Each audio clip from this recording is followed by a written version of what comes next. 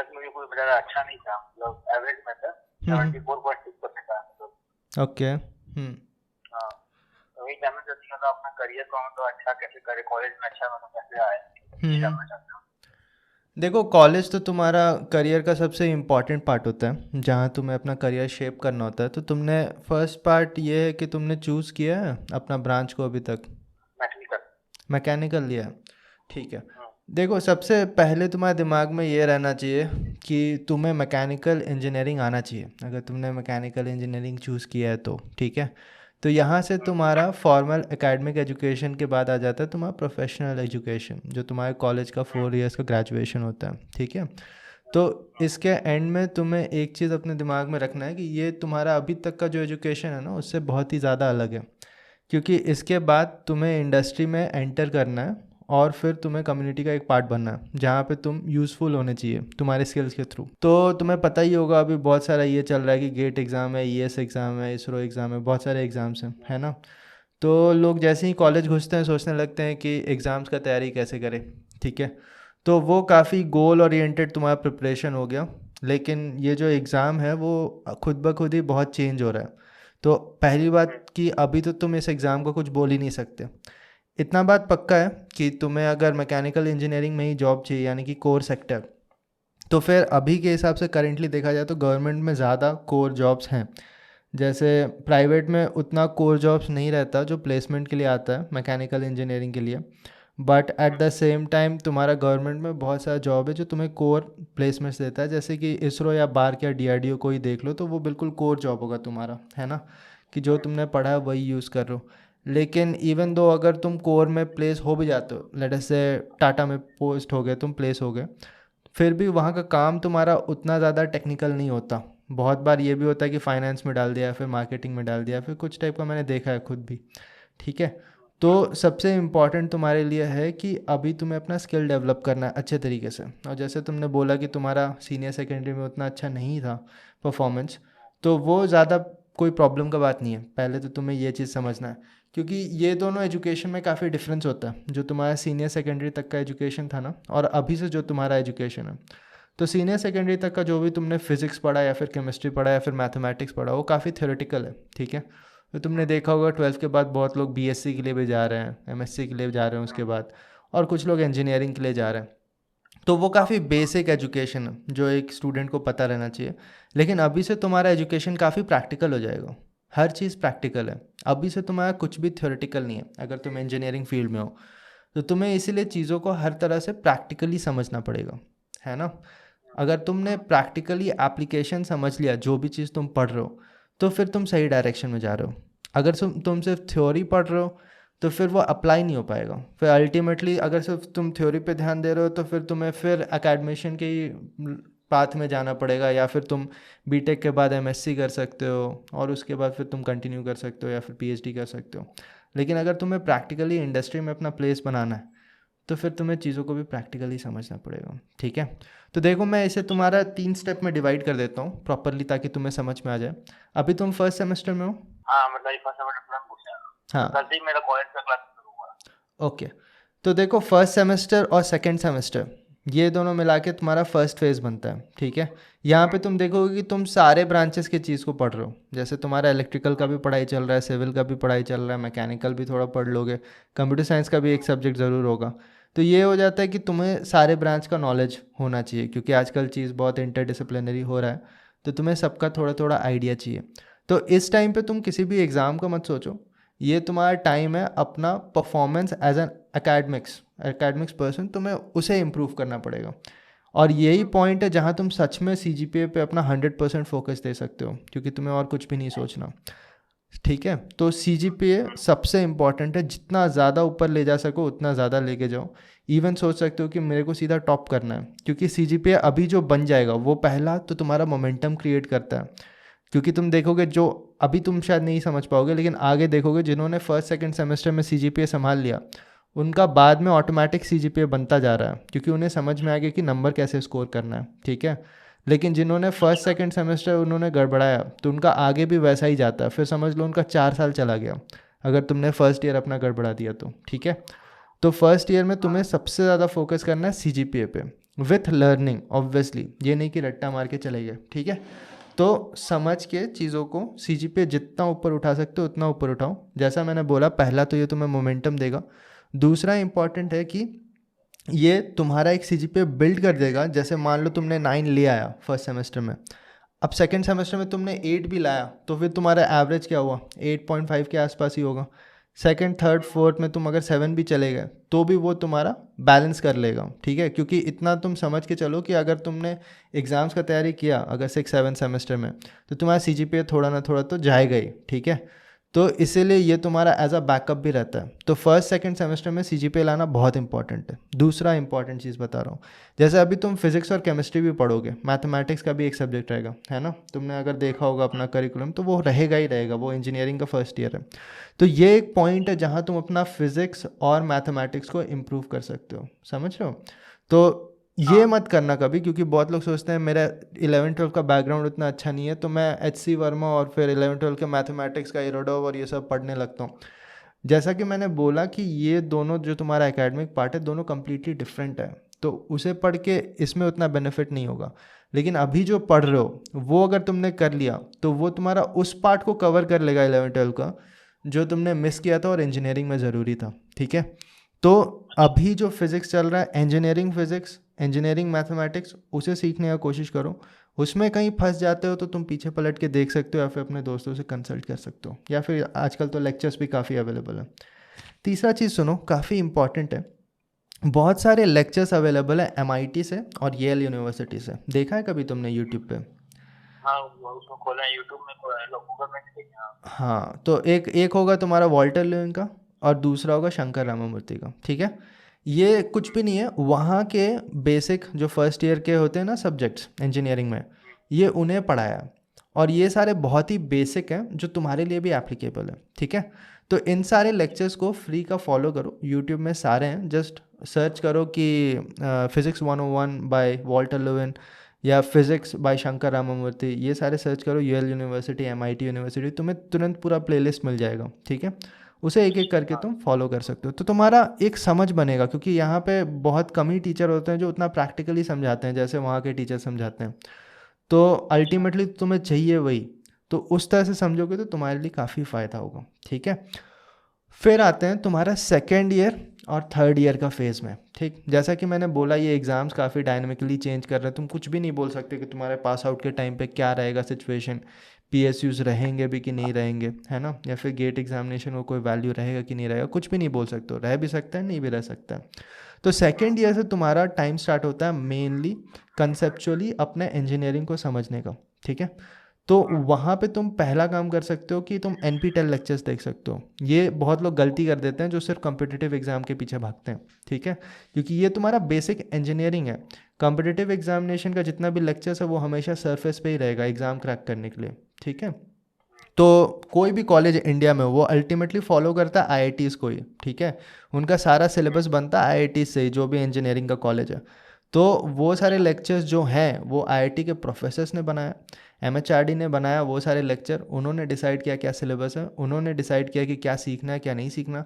Ultimately gate exam जो होगा वो भी IIT ही ऑर्गेनाइज़ करेगा, ठीक है। बाहर क्या इसरो जाओगे वहाँ पे भी लोग IIT जो पढ़ाता है उसी के लेवल का वो एक्सपेक्ट करेंगे तुमसे। तो सेकेंड ईयर में तुम्हारे पास टाइम होता है कि तुम इन लेक्चर्स को फॉलो कर सकते हो। और दूसरा चीज़ जो तुम्हें करना है वो होता है तुम्हें प्रॉपर रेफरेंस बुक्स फॉलो करना, ठीक है। अब रेफरेंस बुक मतलब ये नहीं कि तुम्हारा लोकल कॉलेज में जो भी सेमेस्टर एग्जाम निकालने के लिए बुक चाहिए लोकल ऑथर का वो पढ़े। रेफरेंस बुक पढ़ना है तो प्रॉपर पढ़ना। अब तुम मैकेनिकल इंजीनियरिंग के हो तो तुम्हें मैं बता सकता हूँ, जैसे सेंजल एक काफ़ी अच्छा बुक है, वो हीट ट्रांसफ़र के लिए भी है, थर्मोडाइनमिक्स के लिए भी है, फ्लूइड मैकेनिक्स के लिए भी है। उसके बाद हीट ट्रांसफ़र के और भी बुक्स हैं, वैसे मैंने एक पूरा वीडियो बनाया जितने भी रेफरेंस बुक्स होने चाहिए मैकेनिकल इंजीनियरिंग के लिए, उसे देख लो एक बार, तुम्हें एक आइडिया लग जाएगा क्या बुक सही है और क्या बुक सही नहीं है।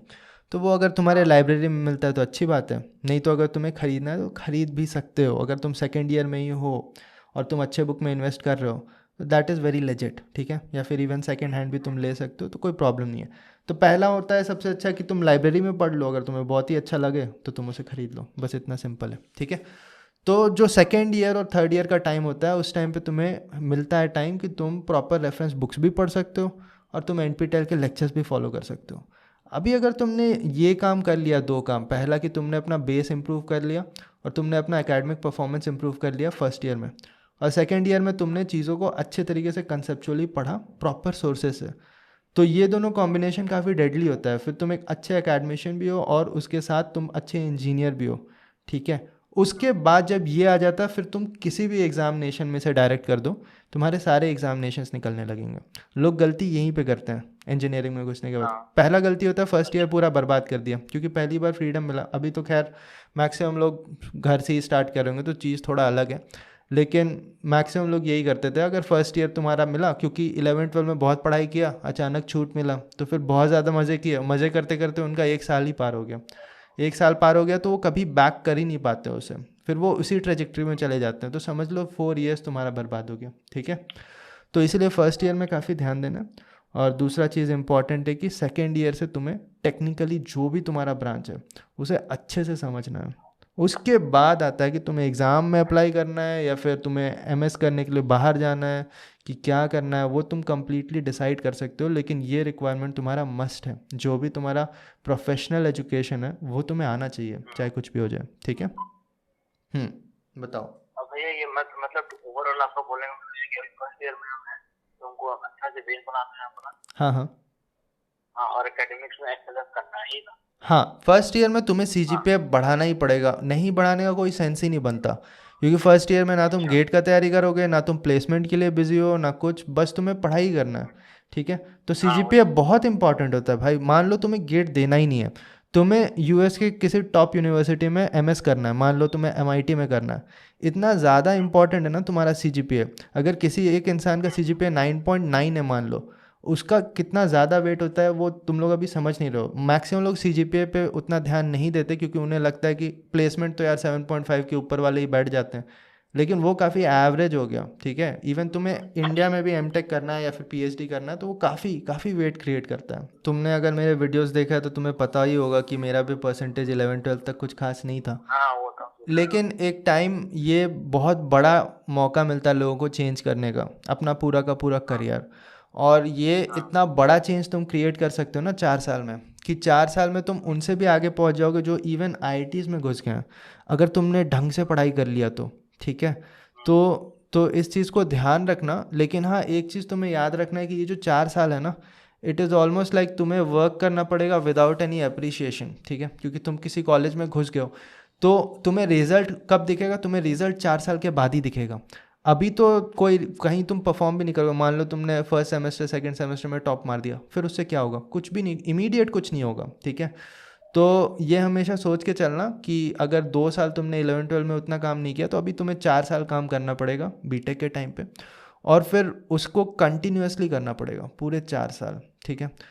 तो ये ध्यान रखना और उसी हिसाब से बढ़ते जाओ। बहुत बहुत कुछ चेंज हो सकता है इस कॉलेज के टाइम पे, और बहुत सारा चीज़ चेंज हो भी जाता है। अच्छे सेंस में तो कम ही होता है, बुरे सेंस में बहुत ज़्यादा होता है। क्योंकि मैंने बहुत सारे ऐसे भी स्टूडेंट्स को देखा है जिन्होंने 11-12 में बहुत ही अच्छा परफॉर्म किया और फिर कॉलेज पूरा बर्बाद ही कर दिया अपना, ठीक है। तो वो कॉलेज से निकलने के बाद 2 साल तक बैठे हुए हैं ऐसे ही, और वो एक मोमेंटम होता है ना। और कोई भी कंपनी भी यही देखता है कि 11-12 में तो तुमने 90% मारा, फिर कॉलेज में तुमने 60% मारा, मतलब तुम्हारा डिग्रेडेशन हो रहा है। अभी उसी की जगह तुमने अगर 75 तुमने 11-12 में परफॉर्म किया और फिर जाके कॉलेज में तुमने 80% परफॉर्म किया, मास्टर्स में तुमने 90% परफॉर्म किया, लेट अस से योर सीजीपीए और परसेंटेज, तो कोई भी क्या देखेगा? ये बंदा इंप्रूव ही हो रहा है कंटिन्यूसली, तो इसे हायर करेंगे तो ये ज्वाइन करने के बाद भी इम्प्रूव ही होगा, है ना। तो वो काफ़ी इंपॉर्टेंट होता है, ठीक। तो अपना लाइफ में हमेशा वो स्केल ऊपर जाते रहना चाहिए, ठीक है, अपने लिए भी और दिखाने के लिए भी, ठीक है। भैया मतलब ये सेकंड ईयर है, बोले कि फर्स्ट ईयर में तो अपना सीजीपीए और बेस अपना स्ट्रॉन्ग कर रहे हैं, ठीक है। हाँ हाँ, हाँ, और सेकंड ईयर में आप बोले कि मतलब सेकेंड ईयर में देखना, अगर फर्स्ट ईयर में तुमने सीजीपीए खींच लिया ना, जैसे तुम्हारा ये बोर्ड्स का परसेंटेज कितना है, 12th बोर्ड का? 75। हाँ चलो, मेरा भी 75 ही था।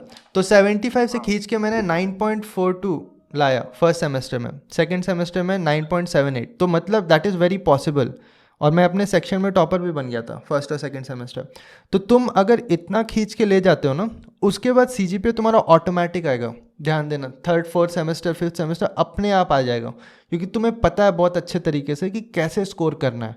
यही चीज़ उन लोगों को नहीं पता होता जो 11th-12 में अच्छा परफॉर्म नहीं करते कि नंबर कैसे लाना है। लेकिन फर्स्ट सेकंड सेमेस्टर जहाँ तुम्हें टाइम मिल रहा है वहाँ पे अगर तुमने ध्यान दे दिया तो थर्ड फोर्थ सेमेस्टर अपने आप आ जाएगा, और उसके बाद तुम ज़्यादा कंसेप्चुअल नॉलेज पे ध्यान दोगे। थर्ड ईयर हो सकता है तुम गेट पे फोकस हो जाओगे, उस तरह से तुम कर सकते हो, तो तुम्हारा डिस्ट्रीब्यूट हो जाएगा ना फोकस सीजीपीए से, लेकिन फिर भी तुम सीजीपीए ले आओगे, इतना पक्का है। मतलब एक तो बूस्टर, एक तो मोमेंटम बनने का मतलब आने से कॉन्फिडेंस हाँ, आना कि हाँ मोमेंटम कर भी एक सकते चीज़ हैं आप। होता है, और वो नॉलेज की कैसे स्कोर करते हैं वो भी एक चीज़ होता है, ठीक है। तो तुम दोनों तरफ से ही वो तुम्हें हेल्प करेगा, ठीक है। अब भैया ये मतलब फर्स्ट ईयर में अभी अपना है तो कोई रेफरेंस बुक ऐसा कुछ फॉलो नहीं करेंगे? फर्स्ट ईयर का तुम्हारा रेफरेंस बुक काफ़ी बेसिक होता है, जैसे मैथ्स का रेफरेंस बुक हो गया बीएस गरेवाल। फिजिक्स का रेफरेंस बुक अगर तुम्हें थोड़ा बहुत ज़रूरत है तो तुम एच सी वालों में पढ़ सकते हो। वैसे मैंने पर्सनली नहीं पढ़ा था क्योंकि मुझे इंजीनियरिंग का फिजिक्स काफ़ी डिफरेंट लगा था। उस टाइम पे प्रोफेसर्स जहाँ से पढ़ा रहे थे उन्होंने कुछ बुक्स बताए थे तो मैंने उससे पढ़ लिया था, ठीक है। केमिस्ट्री का भी ऐसे ही एक दो बुक बताया था उन्होंने, मैंने पढ़ लिया। मैंने कभी भी पलट के एनसीईआरटी नहीं देखा, ठीक है। और बाकी मान लो एलिमेंट्स ऑफ मैकेनिकल इंजीनियरिंग या फिर बेसिक्स ऑफ इलेक्ट्रिकल इंजीनियरिंग कुछ पढ़ रहे हो तो वो सारे बुक खरीदने का ज़रूरत नहीं है, वो लाइब्रेरी से पढ़ लेना क्योंकि वो बहुत ही छोटा पार्ट होगा उस ब्रांच का, है ना। तो अच्छा। कोई भी बुक खरीदने का ज़रूरत नहीं है फर्स्ट ईयर में, ठीक है। क्योंकि फर्स्ट ईयर तुम्हारा अल्टीमेटली किसी भी प्लेसमेंट या फिर इंटरव्यू या फिर कोई भी एग्जामिनेशन में काम नहीं आने वाला, इतना पक्का है। तो तुम्हारा फर्स्ट ईयर में अपना जो भी तुमने टाइम बर्बाद किया 11-12 में उसे मेकअप करो, सीखो फिजिक्स क्या होता है, क्योंकि फिजिक्स और मैथ्स सीखे बिना तो इंजीनियरिंग होगा नहीं, चाहे कुछ भी हो जाए। तो वो सीखो अच्छे तरीके से। जैसे मैं जब घुसा था फर्स्ट ईयर में तो मुझे डिफरेंशिएशन इंटीग्रेशन भी नहीं आता था, तो मैंने उस टाइम पे इन्वेस्ट किया और सीखा उसे फर्स्ट ईयर में, है ना। तो वो काम होता है, वो तुम्हारा लाइब्रेरी का बुक से या फिर दोस्तों के बुक से या फिर सेकेंड हैंड ले के इधर उधर से हो जाता है, उसमें तुम्हें खरीदने का ज़रूरत नहीं है। सेकेंड ईयर से तुम प्रॉपर बुक्स खरीद सकते हो। All right, good kid is very serious about his preparation or his career in future.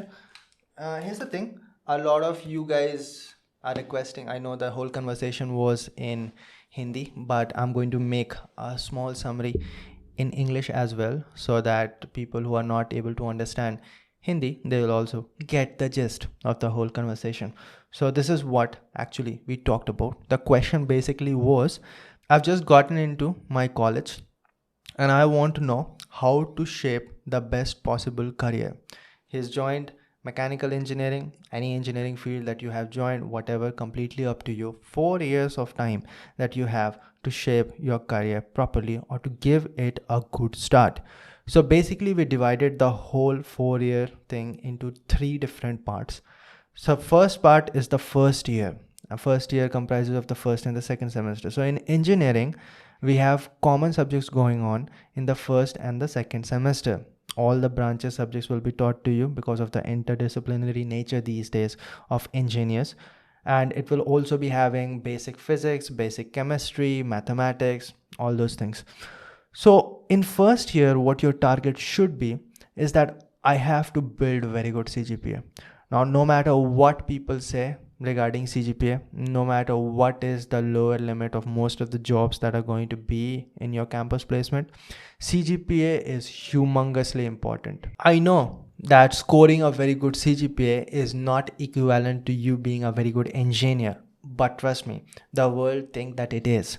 And by world, I mean literally the world. Starting from your campus placement, it creates a good impression if you're having a CGPA like above 9 or something like that. I had a CGPA of 9.57 and it helped me every place along the journey.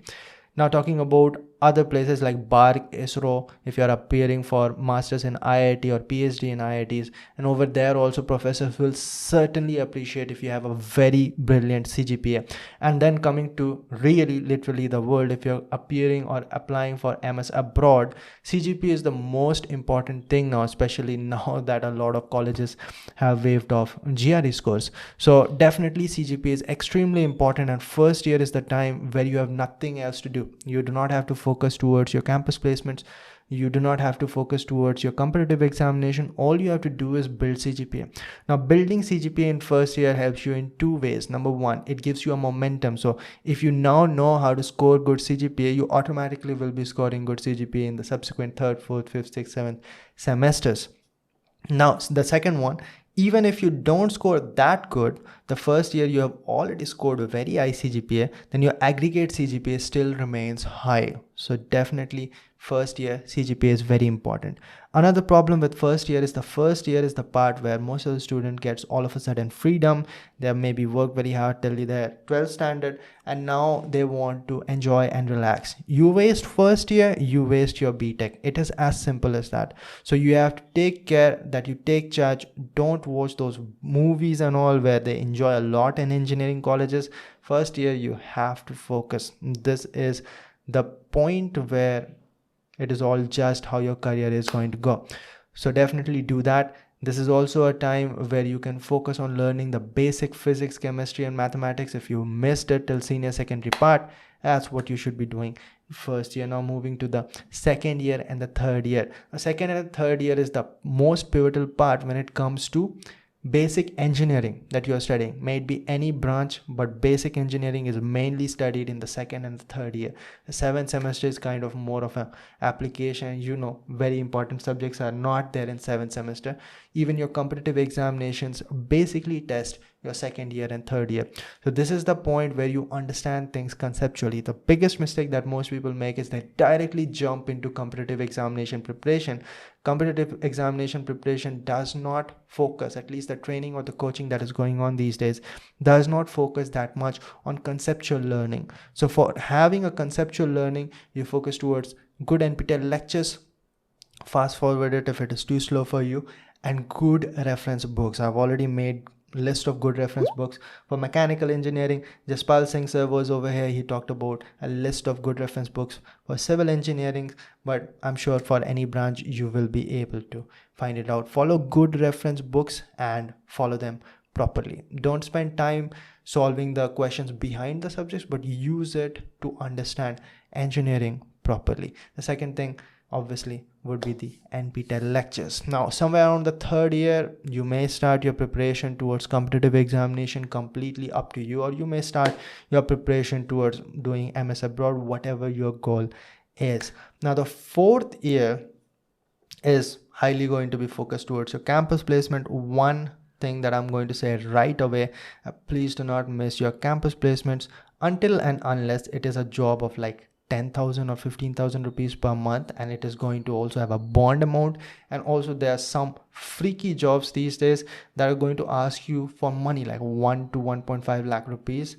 You give it to me and then I'll give you job.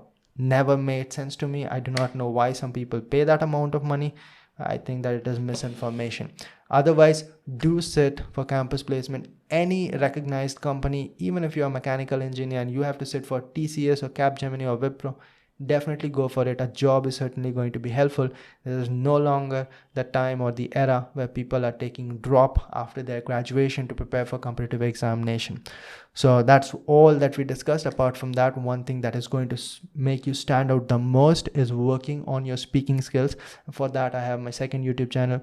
In that, there's a playlist called Art of Speaking. Go through those videos and start working on your speaking skills right away. That's about it, guys. See you next time. Till then, bye.